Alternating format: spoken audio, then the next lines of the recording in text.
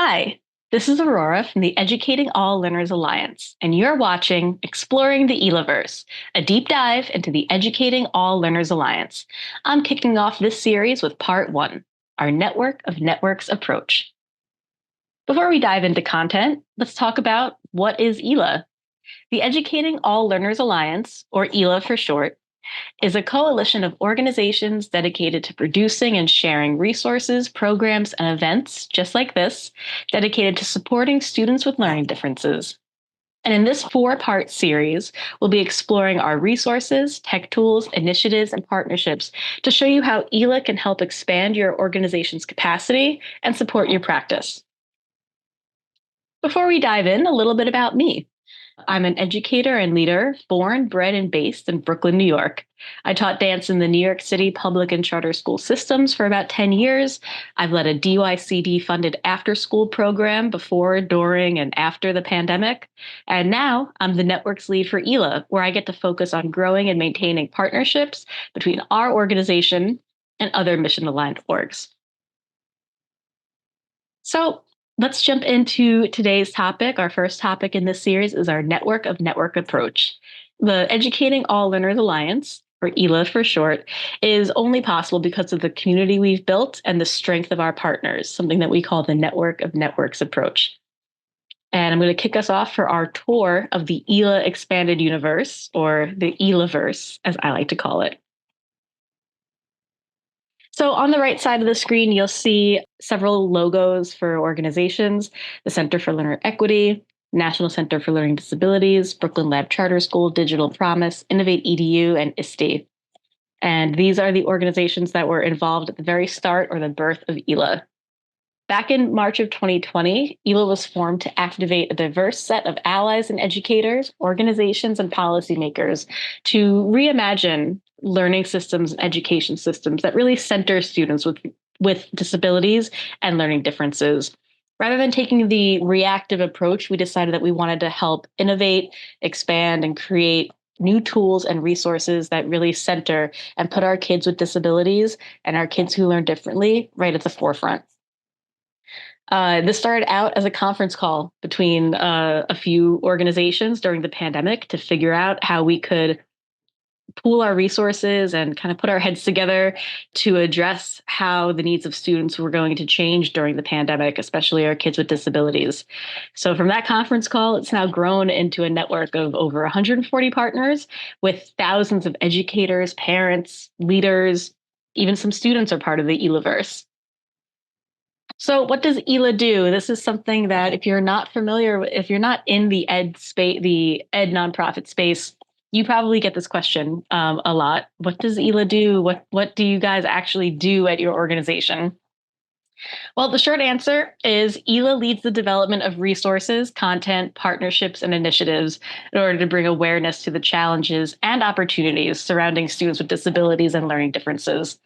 We're focused on the K through 12 education space, although through the strength of our partners over the past several months and the past year, we've been able to expand and create more resources for students transitioning into college and career and all aspects of life, because learning and development, it doesn't stop after you graduate high school. So we're trying to do our best to support everybody who learns differently and our students with disabilities, those who teach them, those who parent them, care for them, everybody who's in the community. And we do this through our over 140 partner organizations, our resource library, our accessible tech tool library. You'll be hearing more about those two libraries in the next few parts of our series. We also create original webinars, podcasts, case studies, and we host in-person annual initiatives. More on those in another part of our series. So for today, we're really talking about our partners. On the screen, you'll see a slide with dozens of organizational logos. This does a good job of capturing the essence or the variety of partners that we have, but doesn't include all 143 partners that we have to date. You'll notice that there are organizations from all different sectors of the world of education. We have folks who focus on parent advocacy or disability advocacy, teacher and leader professional training programs, system and district-based models and reform policy centers. We work with folks who focus on curriculum or research, ed tech. Long story short is that we have folks from all over different parts of the world of education coming together to share their ideas, share their resources, and support each other on our mission to support students with disabilities.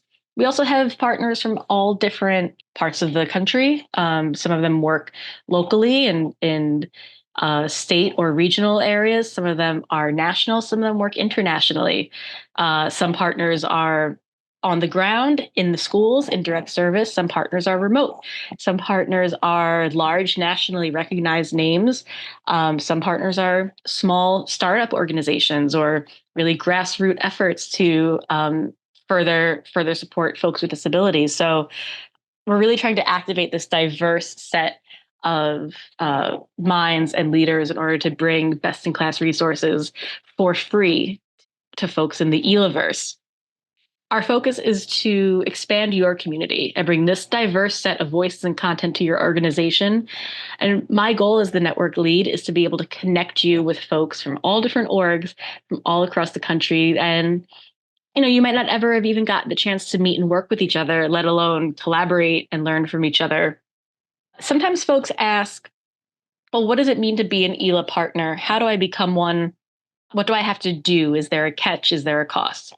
So happy to address that. That's always a question I get when I speak about ELA. This is a no-cost affiliation. We are looking for nonprofit organizations who have a connection or a focus or a way that they support students with disabilities. And being a part of ELA is a way that it opens the door to collaboration and resource sharing and content building. So I often like to say you get out what you put in. If there are some times that our partners are really ready to roll up their sleeves and dig in and work with us to create webinars, podcasts, resources, case studies, collaborate on initiatives, that's great.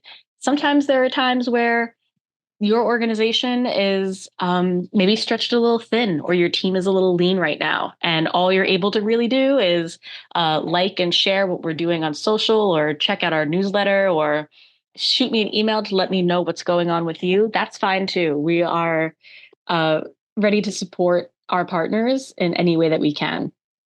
So what that looks like is being a partner, your logo is added to our website, and we'll make it a priority to signal boost and amplify the work that you're doing through our social media platforms, through our partner newsletters, our partner conference calls.